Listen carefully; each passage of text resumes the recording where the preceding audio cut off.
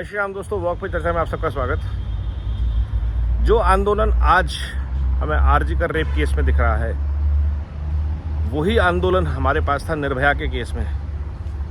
और 12-13 साल में क्या अचीव किया हमने, ये सबके सामने है। कल एक और एपिसोड हुआ जिसके ऊपर अराजकता हुई है बदलापुर में।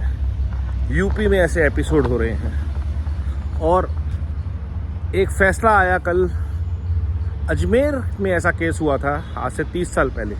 100 लड़कियों के साथ अजमेर के शरीफों ने बलात्कार किए थे और 30 साल लग गए उस फैसले को आने में। वो लड़कियों के साथ क्या ट्रॉमा हुआ सोचिए, वो आज तक इस ट्रॉमा में है। तो जो मैं बार बार डिमांड कर रहा हूं कि कैस्ट्रेट रेपिस्ट एल तन से जुदा, वो आज के परिप्रेक्ष्य में बहुत ही रेलिवेंट चीज़ हो जाती है, जो कि डर है ही नहीं। सबको पता है हम डरा धमका के पहले तो मामला दबा देंगे, पुलिस ने कर लिया तो पुलिस को पैसे खिला देंगे। समाज में जो चेतना होनी चाहिए वो है नहीं। जब कोई एक्सट्रीम केस होता है, डॉक्टर्स को सेफ होना चाहिए, लेकिन बाकी वुमेन को सेफ नहीं होना चाहिए। महिलाओं को अपने घरों में, अपने एरियाज़ में सेफ नहीं होना चाहिए। सिर्फ डॉक्टर का रेप हुआ है तो प्रॉब्लम है, किसी बीपीओ में काम करने वाली लड़की के साथ हो तब कोई प्रॉब्लम नहीं है। ये किस तरह की मानसिकता है? सब जगहों में, समाज के हर क्षेत्र में अपराधियों के डर में डर होना चाहिए मन में, बलात्कारियों के डर में खौफ होना चाहिए कि अगर गलती से भी उन्होंने कुछ कर दिया तो कानून तो बाद में जो अपना काम करेगा सर करेगा। और ये उससे डर उनके परिवार वालों में होना चाहिए, क्योंकि हर माँ बाप अपनी औलाद को जानता है कि वो क्या कर्मकांड कर रहे हैं, कितने वो कसीदे पढ़ रहे हैं मोहब्बत के कहाँ पे।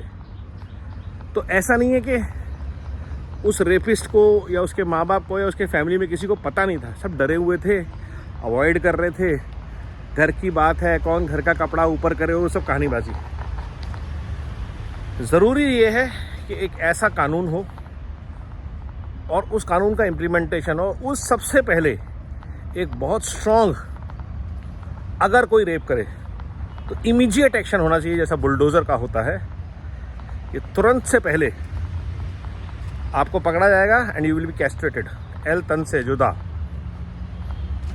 ये एक बहुत बड़ा डेटरेंस हो सकता है। और इस पे स्टेट, और इसमें कोई दो राय नहीं है कि इनह्यूमन है या ऐसा है वैसा है, कुछ नहीं। जो जानवर हैं, जो हैवान हैं, जानवर भी नहीं है, हैवान हैं, उनके साथ हैवानियत बरतने में कैसा संकोच। ऐसा नहीं है कि जब उन्होंने रेप किया और न्यूज़ में आया वो पहला रेप होगा। ये बात जान मान लीजिए, गांठ मान लीजिए, वो हैबिचुअल रेपिस्ट हैं। ये जो रॉय लड़का पकड़ा गया कलकत्ता में, या चिश्ती के जितने भी लोग पकड़े गए हैं, ये लोग ऐसा नहीं है कि वो करने के बाद सुधर गए होंगे। ये पिछले 30 साल से यही काम कर रहे होंगे। तो इस विचार पे बहुत सख्ती से, हाँ, उससे पहले आप प्रिवेंट करने के लिए जो कुछ कर सकते हैं वो ज़रूर कीजिए। समाज में चेतना लाइए, लड़कों को रिस्पॉन्सिबल कीजिए। माँ बाप दोनों का फ़र्ज़ है अपने बच्चों को अच्छे संस्कार दें, महिलाओं के सम्मान करने की शिक्षा दें। उस सबके बावजूद उनको ये भी बताएं अगर गलती से कुछ हो गया तो हम तुम्हें डिसोन कर देंगे, nobody from the family will stand with you. और अपने बेटे के बारे में दुनिया को जाके बताएं कि हमारा ही बेटा नालायक है, कोई शर्म की बात नहीं है। डिसोन दो साइड्स, ऐसी औलाद का ना होना बेहतर। तो जब तक घर परिवार इन चीज़ों पे मजबूत नहीं होंगे, ऐसे हादसे होते रहेंगे और हम लोग शर्मिंदा होते रहेंगे, परेशान होते रहेंगे, दुखी होते रहेंगे, लेकिन अंत नहीं होगा। तो सारी कोशिश कीजिए कि ऐसे एपिसोड ना हो, लेकिन अगर ऐसी घटना हो जाए तो सबसे पहला रिएक्शन होना चाहिए कैस्ट्रेट रेपिस्ट इमीडिएटली, एल तन से जुदा।